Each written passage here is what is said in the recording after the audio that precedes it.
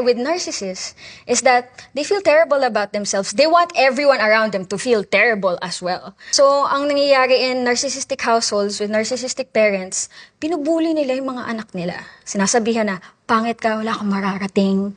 You know, like yung like all of your decisions are wrong, you don't know what's best for yourself. I grew up hearing that every day. Pagid ko, they would make fun na. Nanay mo? Nanay ko. Yun yung pinakamasakit. Na parang, nanay ka, not supposed to tell your kid that. Naniniwala talaga ako na for people who grew up in narcissistic households na their parents were their first bullies. Them. Kasi you were abused verbally growing up. Yeah. Physically, you were abused. Yes, merong moments na ganun. But the physical abuse wasn't as damaging or as prevalent as the verbal abuse. Yun yung talagang, I think, yung naka-break sa. I learned eventually na